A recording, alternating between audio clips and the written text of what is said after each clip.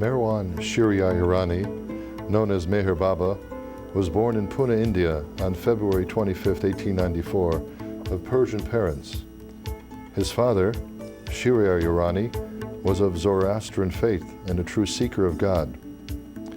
Marwan went to a Christian high school in Pune and later attended Deccan College. In 1913, while in college, a momentous event occurred in his life. The meeting with Harzat Babajan, an ancient Mohammedan woman and one of the 5 perfect masters of the age. Babajan gave him God realization and made him aware of his high spiritual destiny. Eventually, he was drawn to seek out another perfect master, Upasni Maharaj, a Hindu who lived in Sikori. During the next 7 years, Maharaj gave Marwan gnosis, or divine knowledge. Thus, Marwan attained spiritual perfection. His spiritual mission began in 1921, when he drew together his first close disciples. It was these early disciples who gave him the name Meher Baba, which means compassionate father. After years of intensive training of his disciples, Meher Baba established a colony near Ahmednagar that is called Meherabad.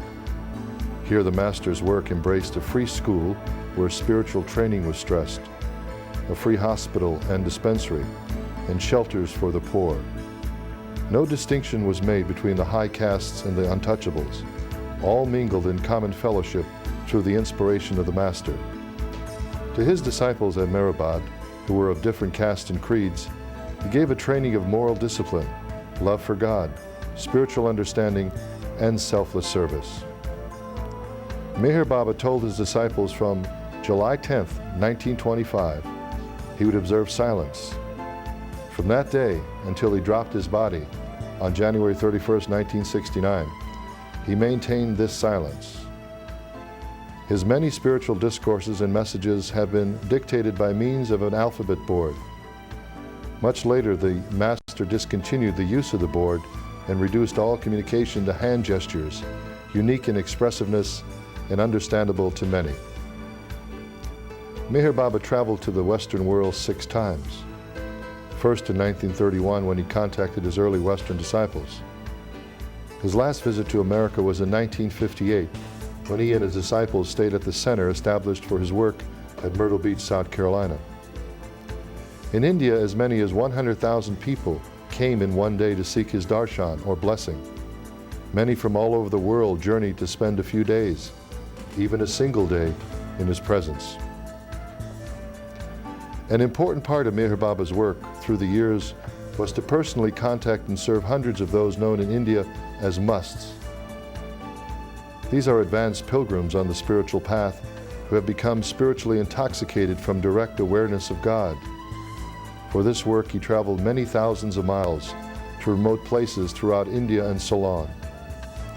Other vital work was washing the feet of lepers, the washing of the feet of thousands of poor, and the distribution of grain and cloth to the destitute. Meher Baba has asserted that he is the same Ancient One come again to redeem man from his bondage of ignorance and to guide him to realize his true self, which is God. He is acknowledged by his many followers all over the world as the avatar of the age. Meher Baba said, "I had to come, and I have come. I am the Ancient One."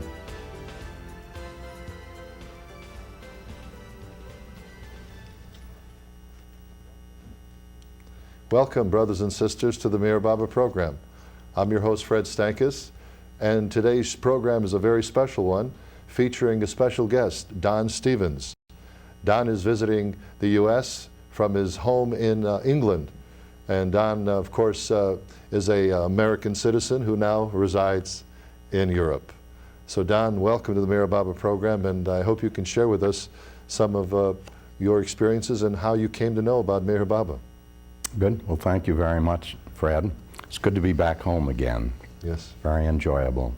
I think what I would like to do is just give you a bird's eye view of my first actual face-to-face contact with Meher Baba.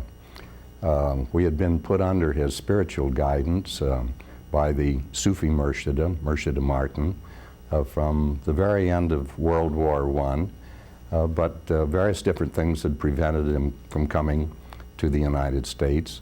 And finally she passed away of a cancer, was succeeded by another Murshida, Murshid Ivy Deuce, and we all waited together. He went off for about 2 years into something called the New Life.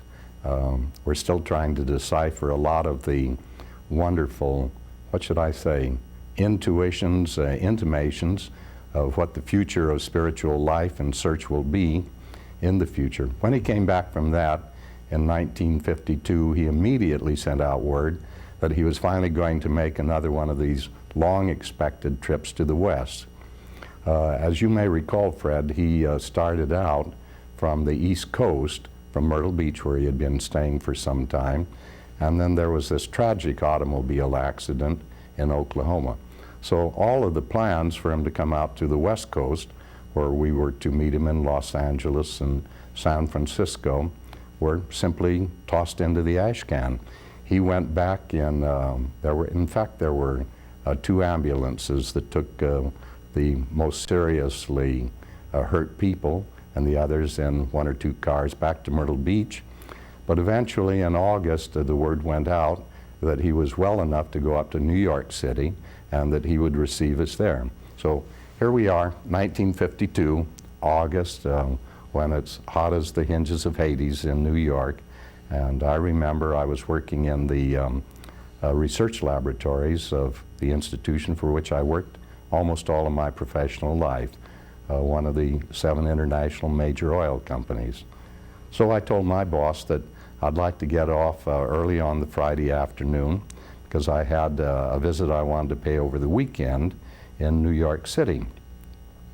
I didn't talk too much about Meher Baba because, you know, back in those days, if you were interested in the truth and following your own program, your own ventures in this world, you didn't talk too much in professional circles about it. I don't think one would have gotten fired, but it wasn't too terribly advisable. So at any rate, I got on the plane on a late Friday afternoon, and we stopped, this was back in the old propeller days, DC 6, stopping in Chicago, and then getting in the very early morning into New York City. I went over to a friend's apartment and tried to shave and wash up a little bit and freshen up, but I was really pretty dead to the world by that time. But eventually, I got over to Murshid Deuce's home near the East Park, Central Park, and I'd been there many times, so I went up in the elevator, pushed on the bell button, and her daughter came to the door and said, "Oh, Don, so glad to see you. Baba isn't quite ready to see you yet. Would you like to go up to my bedroom and wait there?" So I trotted up the stairs and went in the door, and sitting over on the side next to a window were 2 girls from New York whom I knew, and I immediately thought to myself, God, if there's one thing I don't want to do, I don't want to involve myself in some chitter-chatter. I suppose that was sort of not too terribly kind of me, but that's the way I felt. And somewhere or another, the girls, whom I knew quite well actually, just sort of sensed it was not the occasion, and so they went on doing their little bit of gossiping, and I sat down on the side of the bed to wait, and suddenly I felt some sort of a funny scratchy business in my throat. I thought, good heavenly days, I'm catching a cold, and this before probably the most important weekend of my life. And as I thought about that, the scratchiness got worse, and it got tense, and it got tight, and I would say within 10 seconds, of all things, tears rolling down my face. Well, I hadn't cried since my Scotch Collie dog Denny died when I was 15 years old, and that had been quite a few years before. So I just couldn't figure out what under the sun it was that was happening to me, nor why it should happen. But I was terribly embarrassed because I was afraid these 2 girls sitting over there by the window would look around and see old stage stable Don Stevens with tears rolling down his face for absolutely no reason. But I finally got it under control, and just about that time the daughter, Charmian, came, opened the door and said, "Baba's ready for you, Don." I followed her down. It's a great big beautiful living room, 2-storied living room with a vaulted ceiling. and on the far side, a double door going into a beautiful little normal library room facing onto the street, 2 windows over on the street. So the door is open, and there I see this scene, rather an unusual scene, because here was Meher Baba. He had one leg stuck in a plaster cast on a chaise longue, and the other down on the floor, facing, sort of angling towards the street. And here, just in front of him, one of the old tin wash tubs, of all things, with a great big chunk of ice in it, and a fan on the far side, and that was the air conditioning system at that point. You know, there wasn't too much around in New York in those days. And then, sort of in a little semicircle, 4 gentlemen, obviously Indian, and one of them with a little red conical hat, not conical, but the type that's been used in Persia, especially traditionally, standing in a semicircle, smiling. And I look at Baba, and he turns around in his chair and looks at me. And then what does he do, Fred? My gosh, and I was really touched. He started to boost himself on the side of the chair and motioned with his other hand a couple of men to come and support him. And I thought, my God, the avatar with a busted leg is trying to get up to be decent and greet me. And it just broke my heart. And I said, no, no, no, Baba, no, don't bother to get up. Baba, you know, he just sort of motioned like that, and he went on getting up, and he came around in front of me and said, so, this is Don. And Ivy Dew said, yes, this is my Don. And so Baba gestured, because this was the period of his silence, and the translation of the gestures was, no, this is my Don. We've been together since the dawn of time. And I thought, because my first name is Don, that it, well, you know, pulling a pun right at the beginning of the conversation sort of surprised me. But it also warmed my heart very much, naturally. So in any case, I must say, Fred, usually I don't have too much trouble stringing 2, 3 words together, but I just simply had no word at all anywhere in my brain. And I felt like an absolute stupid ass immediately. And Baba was gesturing, and he was carrying on a conversation, and I would grunt, and you know, that was about all that I could get out of my, my vocabulary at that point. But while I was doing all of this, all of a sudden, this is not terribly usual for me, I suddenly looked inside of myself, and what I saw there was simply an absolute crystal clear picture spread out in my unconscious mind. And I realized 2 things instantaneously. I knew that this man, whom I was seeing for the very first time in my life, in some inexplicable manner, knew me far better than I knew myself. Now, you say, how could you know that? I don't know. I wouldn't have the foggiest notion. But I knew it was the truth. I knew it was absolutely so. And right next to that, I knew the other thing that was even more startling, and that was, in addition to knowing me better than I knew myself, I knew that he accepted everything about me totally.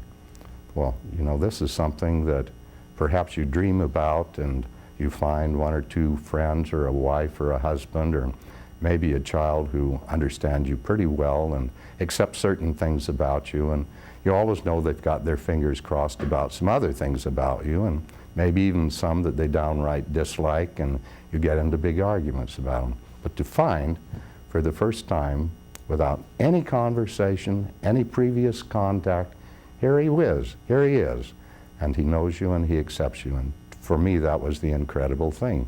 Well, I think we were together about 15 minutes, but other than those 2 absolutely fundamental realizations, nothing else went through my mind.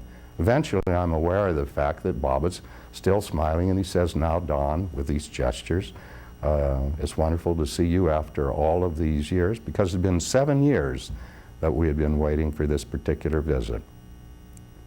So he said, this is the end of our little visit this afternoon, but of course we'll be seeing each other tomorrow morning when you and Ivy are coming up to Harmon to discuss some of the Sufi affairs and perhaps other things. So I, sort of in a daze, I say thank you so much or something like that, and I go out and the doors close, and at that time, there was no reason to stay on any longer because, you know, you interview Baba, you have your first visit, and I guess you go on. That's all there is to it. I had nothing else planned for the afternoon. But I couldn't leave for some reason or another. I just went over to the side wall and sat down in a semi-daze and trying to take all of this in. Because although my part of the conversation had been nil and I hadn't listened to too much of what was being translated of Baba's gestures, these two fundamental basic realizations were so keen and so terribly important and unexpected that somewhere or another I just had to try to absorb that. So I don't know how long I sat there, but eventually I looked at my wristwatch and I saw it was getting to be about lunchtime, and because my sleeping and eating and digesting hours were all out of kilter, I said to myself, well, I'd better go out and get a sandwich or two, and I don't know what I'll do after that. I had my sandwiches. Somewhere or another, instinctively, I came right back around to the front door of where the apartment was located, rang the bell. Nobody was expecting me, but somebody said, well, Don, you've had your interview, but if you'd just like to sit down and chat with anybody here, you're perfectly welcome. I sat there a couple of hours. Suddenly, I think it was somewhere around 3 o'clock, one of the lovely persons, Phyllis Frederick, opens up the doors of the library and says, Baba's going to tell us a story. Well, you know, then I said, well, this is what I've been waiting for, obviously. For the opportunity to hear Baba tell a story for the first time, you know, that's well worth waiting for a while. So there are perhaps 10 or 15 of us. Baba's still got his leg propped up on the chaise longue here, sort of facing that way. Here are the doors to the library and back of them in this direction.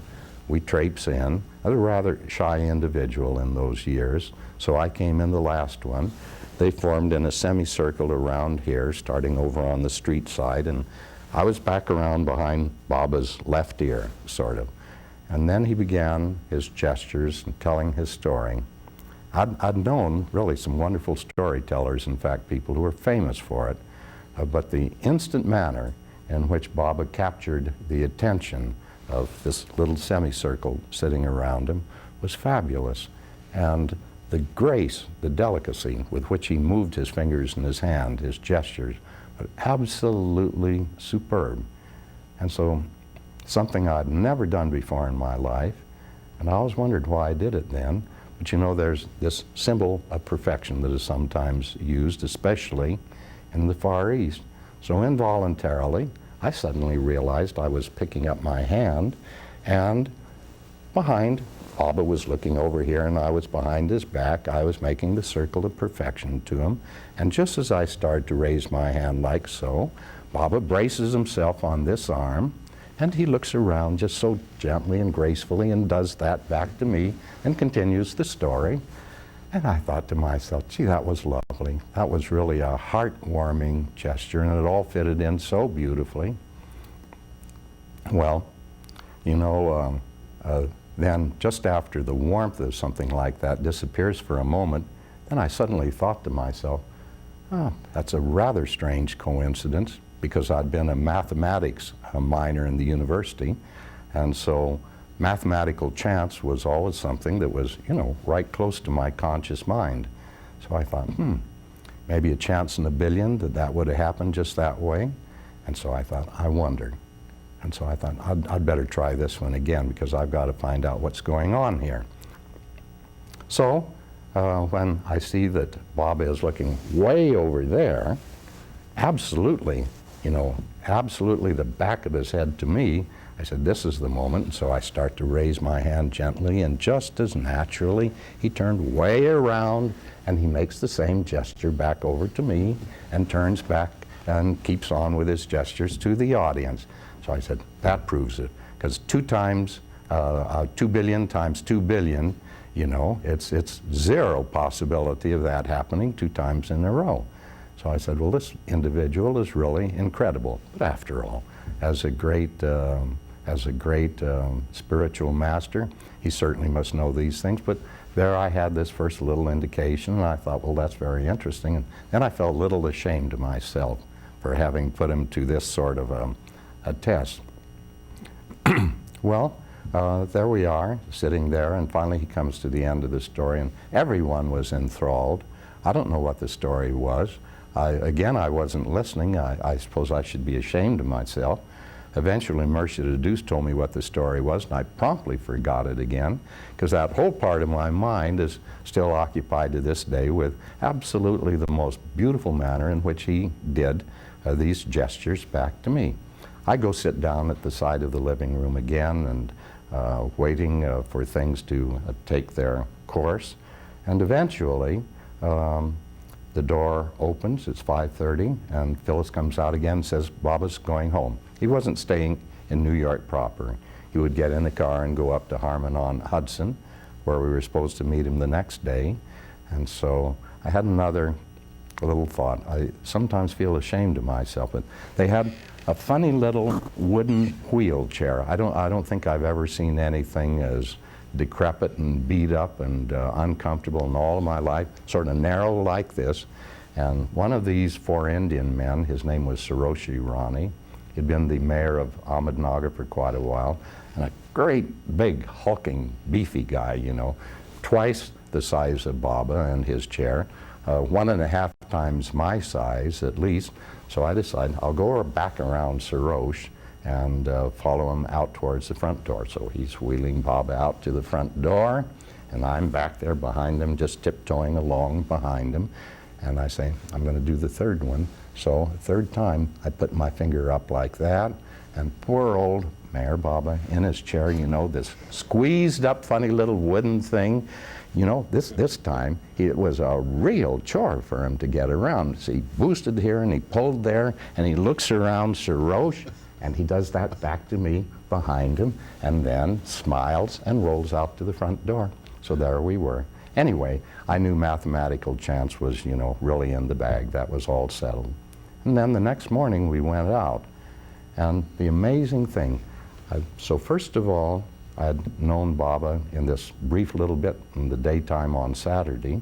I knew him as certainly, because I've known a lot of superb psychologists in my day, and I knew him instantly as the master psychologist of all. I saw him easily, hands down, as the best storyteller I had ever been around. It was just absolutely incredible. And so, at Harmon on Hudson, here we are in the middle of a big, big conversation about finances. And I was absolutely incredulous, because Baba could go to the heart of a financial matter, clarify it with a few deft questions, and then finish off in a fashion that in the major circles of industry that I'd been in, I'd never heard a financier do it that beautifully. Mercia the Deuce asked him a few dense questions on philosophy. Very, very quickly, Baba would go to the heart of the matter, give a deft explanation, and in philosophy, in the space of almost 2 or 3 minutes, would explain some of the most abstruse things that one could dream up. So here we are in the matter of 24 hours, Fred. I saw Baba functioning in 4 major fields, and absolutely nobody that I'd ever been associated with could touch him in any of those fields. It was obviously the difference between perfection and high human qualities, and he had the top of the line.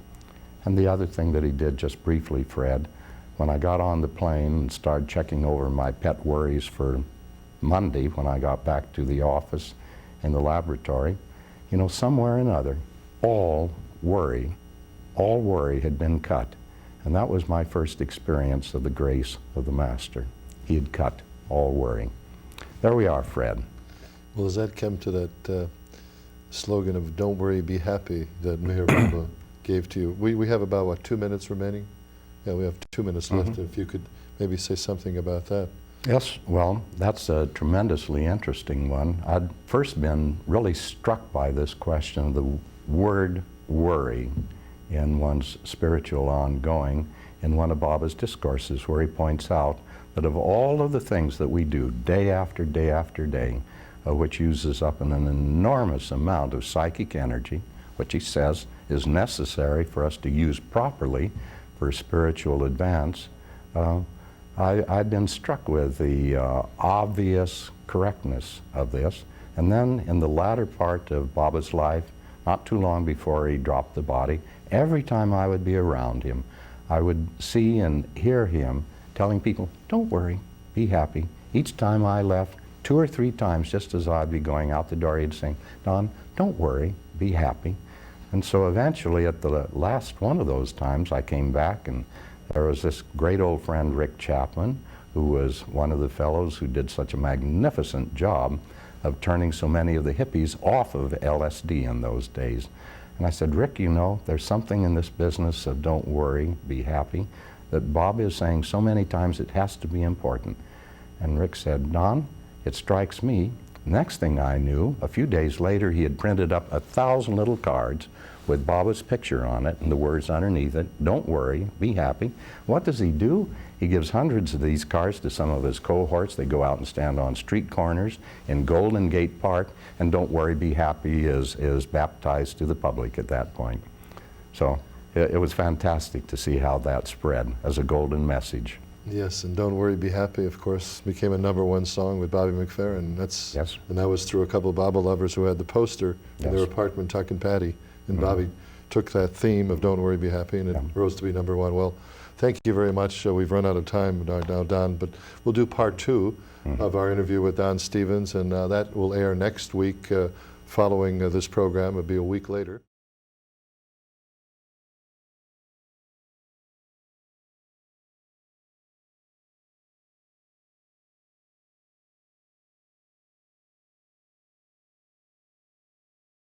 Welcome to the Meher Baba program. I'm your host, Fred Stankus, and this is the Meher Baba program titled In Company with the Avatar.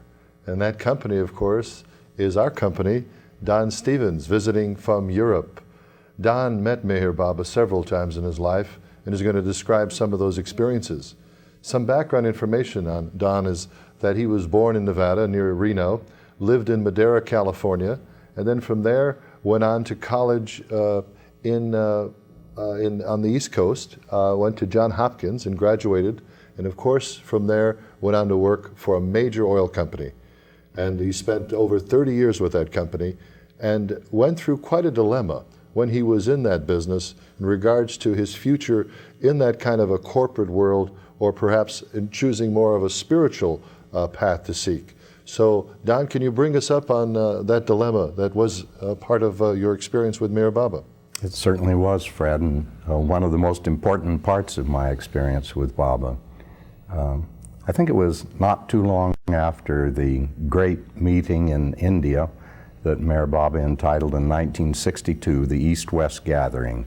He had told us for a long time that he wanted to bring some of his principal lovers from the East and the West together and to meld them together, I suppose, as a pilot project for the future for the world, for civilization. But after that particular visit, I had the opportunity, after '62, on numerous occasions, to visit Baba very, very informally and rather spontaneously many times. So after this enormous gathering, which was most impressive and really very fulfilling from a human standpoint and a spiritual standpoint, I would go back to where Baba was living, some 15 miles outside of Ahmednagar, not terribly far from Pune, and I'd be around Baba and the very close ones called the Mandali, sometimes for days at a time, sometimes with no other visitors coming in. He would be in seclusion or even semi-seclusion, and I'd be involved in their very, very simple life. Well, tell you the truth, Fred, at that time I began to get more and more uncomfortable inside of myself, because by that time I'd gotten to a fairly responsible position in this oil company, and because the type of work that I did involved making enormously expensive, important sales to outside independent customers, of course I had to entertain them very well. And I was always expected, wherever I was, to stay in the top hotel in whatever city or village I happened to be for the moment. I remember in our company, this enormous complex company, the president of the entire company once complained to my immediate boss that I had a larger standing monthly allowance than he had himself. Can you imagine? So as you might say, I was really leading the life of Riley. So here I would be doing the Riley Act one day, and 24 hours later I'd be sitting cross-legged in Mondley Hall or on the compound or something of the sort, in the most simple environment where Bob and the Mondley were living very, very not barren lives, not deprived lives, but the most simple sort of living that you can imagine. Well, trying to reconcile these two opposites inside of myself just finally got to be too much for me. So I decided I was going to have to jettison the oil industry. There was no other way about it. I was going to have to go back to school, re-equip myself for something closer to human problems, maybe become a psychoanalyst. We had always had very close connections to Carl Jung, and I admired enormously what I saw people trained by him were doing. So that was one possibility. The other was to go back to school and study sociology, go into a city government somewhere and try to work on these abysmal human problems that we have in the heart of every city in the world. So with my mind made up, I said to myself, next time that I get to India, I'm going to take this up. I'm going to tell Baba, finished with the oil industry, back to the university, and here are the two choices that I've decided. You know, I thought this all out myself because I thought it was my duty to get this all organized and carefully thought out and present it to Meher Baba. I arrive, sit down in Mondley Hall, and Baba asked me the usual questions. Did you sleep well? Did you digest well? Did you go to the potty, and is that all done well? And all these things that he always asked about your daily life. And we got all through that. And then I said, Baba, I really got to talk something serious. So I explained to him what had gone on in my mind. And Baba's doing this, you know, he wasn't speaking, but he could gesture, and the way he moved his eyes, you know, you were just invited to pour your heart out. So I got one or two sentences through, and suddenly I noticed that Baba's attention seemed to be wavering, and he was looking over towards Arish, his chief male disciple, Mondley, who was sitting next to him and deciphering his gestures, and he started wiggling his fingers over to Arish. And so at that point I thought to myself, well, something's going wrong here. This isn't quite the attention that I expected for this earth-shaking decision that I'd taken. So I waited until this little conversation between Arish and Baba was done. Baba looks back at me and, you know, come on, let's get rolling, Don. What is now explained to me? So I did a couple more sentences, and suddenly I see that Baba isn't looking at me anymore. He's back wiggling his fingers at Arish. And this sort of made me mad, to tell you the truth. And so I said, if that's all the interest that I'm going to get out of it, I'm going to shut up. But I thought I would certainly have another chance because I was going to be there for 3 or 4 days. But you know, I got on the plane back in Bombay, and I suddenly thought, my God, I forgot to bring up this important subject again. And then I got mad at myself because I was convinced that my subconscious really didn't want to give up this plush life in the petroleum industry, and that my heart really wasn't in this business of helping humankind, and that I'd better have a little heart-to-heart conversation with myself. So I fought this out, and it was only about a month later that I was back visiting Baba, and I said, now this time I really got to get this through. Well, exactly the same scenario. Baba says, how's everything going? And then I say, I want to get really into this business that we started talking about last time. Oh yes, last time we didn't quite finish that, and Baba's all attention again, you know. Exactly the same thing happens again.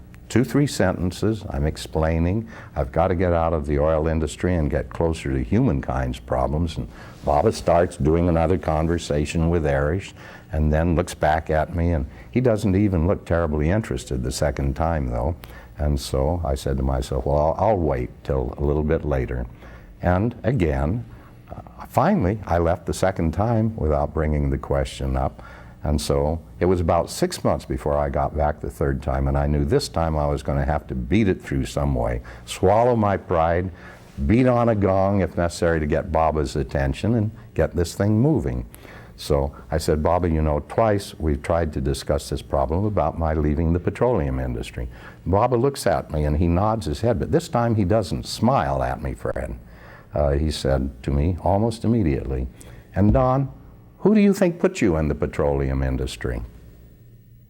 Well, that really, it completely startled me. That was the last reply that I'd ever thought of. And the very first thing that went through my mind, you know, just like the stories go that when you die, you review all of your lives in 1 or 2 seconds afterwards. So I reviewed all of this kaleidoscopic series of interviews and conversations and applications that I'd gone through for about 6 months, and finally I thought deciding on this particular fine, splendid petroleum company that finally accepted me. But as soon as I saw that Bob had asked me that, I suddenly thought to myself, no, I've had it all wrong. Something that important in my life, and somebody as important as Mayor Baba, there is absolutely no way that he couldn't have been involved in it, even though I didn't even know his name at the time I was making the application. I just knew it had to have functioned that way. And the second thing that I knew was terribly, terribly important is, for the first time I realized that your spiritual life is not just excluded from your business professional life and only concentrated on certain perhaps important human relations. I don't know. I'd always thought, as so many people do, that industry and money and keeping books and finances is anti-spiritual, not just not spiritual, but anti-spiritual. And suddenly to realize that it would have to be a crazy, crazy universe that we live in if God's Son on earth allowed 8 to 10 hours a day to pass by with no spiritual progress at all. You know, it'd be a cockeyed world that we lived in. And I suddenly realized he has to use our professional lives as well, regardless what they are. So this all broke over me. And so Baba said, yes, Don, I put you there because this happens to be the particular area of modern enterprise which is most suited to unraveling the particular habit patterns and compulsions and emotional hang-ups that you have, which are on, as it were, the griddle. He didn't use the word griddle, but which are on the stove cooking for this particular lifetime. And as soon as he said that, I realized, well, that's terribly important, and I've looked at this exactly the wrong way. And then he pointed his finger at me and he says, and now you stick with it. So I did. Well, that also brings you to, in company with the avatar, also in these fine these publications.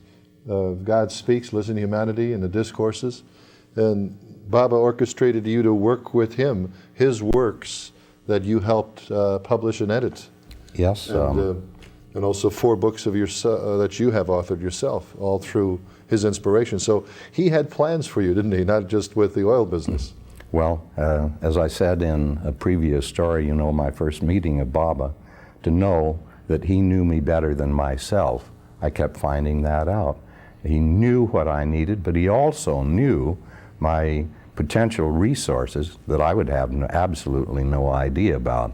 That came up again and again and again. Maybe we'll have time for an amusing story about the French language. But at any rate, certainly Baba knew what everybody around him, what their potential resources were, and what were the necessary steps to bring those resources into fruition and to use in the practical world. And he pushed us towards it. You know, another thing I've read about your background was your work and importance you placed on group-like teaching and group support in regards to spiritual matters. Can you give us a little bit of a explanation of some of those experiences? Mm-hmm. Well, I guess maybe I have to bring out a little of my own dirty linen on that. I just have to tell you quite frankly, Fred, that from the early days of my life, I had a positive allergy to groups and to group activity. I've always been a rather individualistic person, and to commit myself to a group and to commit to any sort of a group enterprise or group discipline was totally, absolutely, totally distasteful to me. And actually it wasn't until the death of Mercia de Martin before we all, including herself, had actually met Meher Baba for the first time in the flesh. It was at her death that for the first time, I was the only person on the West Coast, apparently, who had gone through certain particular training with her. And so, although I was the youngest person around at that point, I inherited the responsibility for the small nucleus in the Bay Area. And so, you know, when something happens and you've got to do something, you get on with it, you do it. And despite all of my antipathy for group activity, I went ahead and I met with this little group, and perfectly obviously, I fell in love with them almost immediately. I had met them socially, but Marcia de Martin had never had me in any group activity with them. She had always handled me personally. I was the only person that she would sit on the chair, on the rug just in front of her, and teach certain things about Sufism. She knew my prejudices, but there at her death, I inherited that responsibility, and for the first time, I was in a group, and I began to see certain things that happened in a group functioning. But then, to make a long story short, one of the first things that I obviously thought, like everybody thought, that if you're successful, the group gets bigger and it gets bigger and it gets bigger, and finally you have to put in spare chairs and back, and then you hire a larger hall. This is our usual definition of success. And I thought this spiritual success ought to work this way. But that first little group in the Bay Area, we sat together. We were 5 people, and we were together, never with another person in our group, for I think it was about 5 years. And I've always felt that that for me was the pilot plant project to show me what real spiritual search between kindred honest souls was.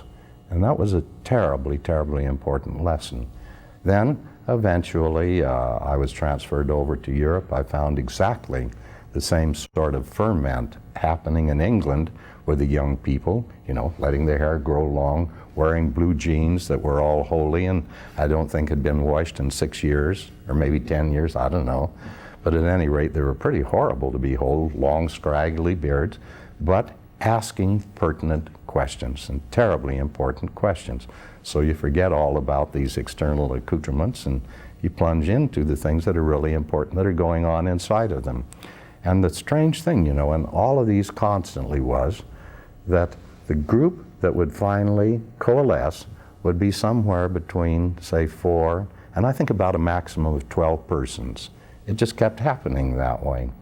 And then on a few occasions, a group would form that was larger, and I would find that there was a strange inability for the people within the group to communicate with each other. I rather rapidly began to find that really people know the truth inside of themselves, and all you've got to do is provide a little bit of time, and maybe even a little bit of prodding for them to say things that are absolutely extraordinary. So you put a group together, and first thing you know, they're coming up with spiritual truths, and if they're focusing on Meher Baba, for instance, they come up with absolutely incredible insights into what he is doing and what he is trying to show us in our own personal lives. So I rather rapidly began to suspect not only A, that groups are important, that they do something that has real value, but also that it's not the large group in which the really vital, important things are happening inside of one. It's a much smaller one where people begin to feel a certain sense of security, of faith, trust, affection. Meher Baba calls it inner links, and he emphasizes the importance of the establishment of inner links. I have seen groups be enormously successful and go on exchanging these things and progressing and finding new things inside of themselves for 15, 20 years. And I've seen other groups which started functioning the same fashion, and then some sort of a block, usually between 2 people here and 2 people over here would form. And there's a block in communication. And that would affect the whole group, and I would find that the group never could properly communicate within itself and share experience and move along. And so there's no choice, you just have to disband the group. But I really suspect that what we are going into now is a new age of the manner in which the people who've got to find truth, the mechanics in which they go about it. And I suspect what I fell into may be an indication of the mechanics for the future. I didn't find it myself, Fred.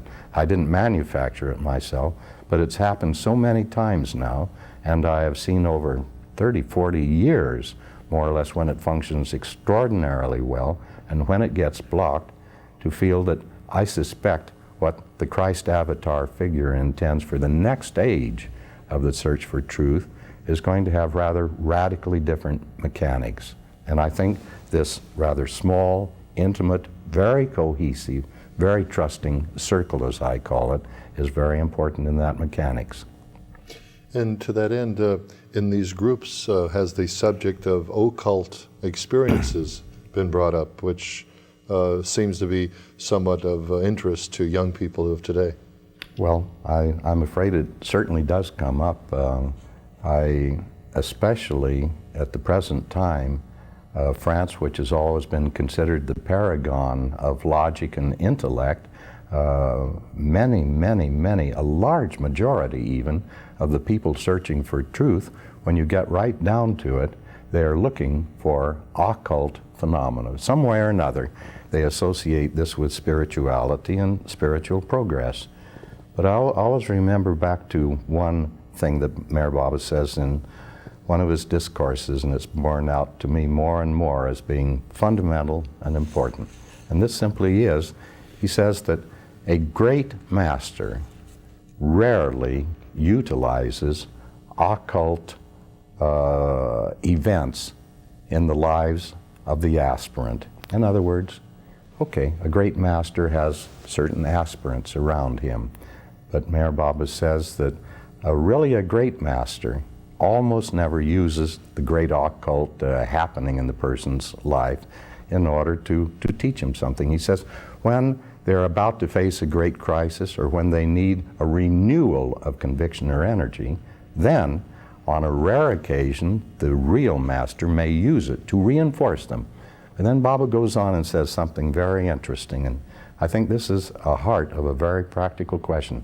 He says, immediately though, the real master must put into effect countermeasures to curb the wish of that individual for repetitions and repetitions and repetitions of this extraordinary, impossible event. He simply says, yes, it has reinforced them, but it has also whetted their appetite for this, because they're heady, they're intoxicating. The individual says, gee, I'm right in the middle of a great spiritual event, you know. It hits them over the head, and they want more of it. But Baba says this isn't spirituality. There is no spiritual truth at all involved in an occult event. It simply says to the individual, creation is a lot more complex than we ever dreamed that it was, but within the occult event itself, aside from a reinforcement perhaps of conviction that one is on a proper track, that's the end of the story. But I've seen people spend a whole lifetime fixated right there, trying to learn how to control these things, these occult forces. They're there. But an occult force is not God realization or illumination or anywhere near it. So why sit around 1/3 or 1/4 of the way on the path and be stuck for an entire lifetime because of an intoxication of an exciting event? Yes. And going now back to in company with the Avatar, in 1956, MeherBaba made a tour of the United States, and one of his stops was nearby in Ojai, California, about 80 miles from here. Mm-hmm. And can you reflect on a little bit of that particular stop? Do you recall something of Baba's visit to Ojai and Meher Mount? It's odd, Fred. We've talked about Ojai 2, 3, 4 times since we've seen each other, and just suddenly I remember an event that occurred right out in the garden in Ojai, which to me was one of the most revealing things I ever experienced with Baba. He was surrounded by people who had come out from the East Coast on the plane with him, and there were a number of Westerners there also. And after, I can't remember how it all started, but in the late afternoon when we were all relaxed, Suddenly, a very, very charming blonde girl from New York who had gone to all of the best schools and had just been married for, maybe a year. And she came up to Baba, and there were only 2 or 3 others who knew her very well around. She chose that instant to ask Baba something very important to her heart. And she said, "Baba, we've not been able to have any children, and I do want children. Baba, can't I have 1 or 2 children?" And Baba looked at her almost thunderstruck, and he said, "You know, yes, as the avatar, I can grant this wish." But he said, "Normally, almost never, one almost never asks me for this sort of thing, or for riches, or to solve a problem or something of the sort. Inner progress, yes. Progress towards realization of the truth and the reality of God, yes.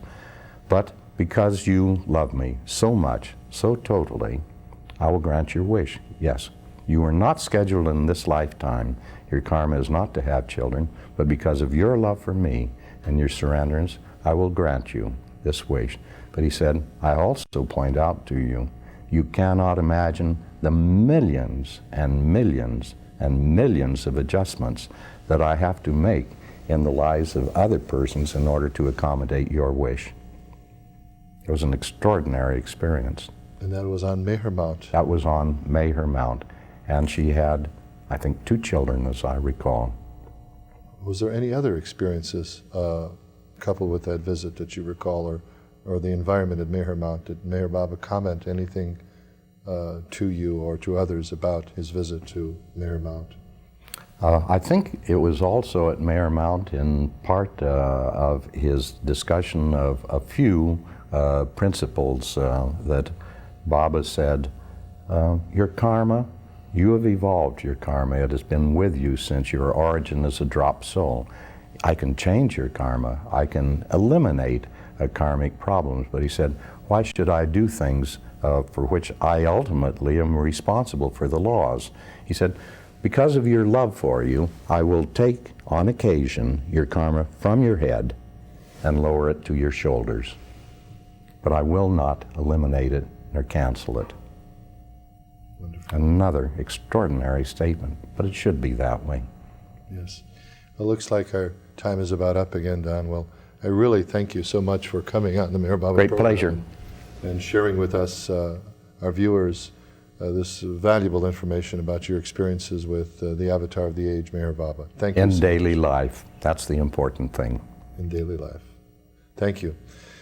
For more information about MeherBaba, contact the Avatar MeherBaba Center located at 10808 Santa Monica Boulevard in West Los Angeles.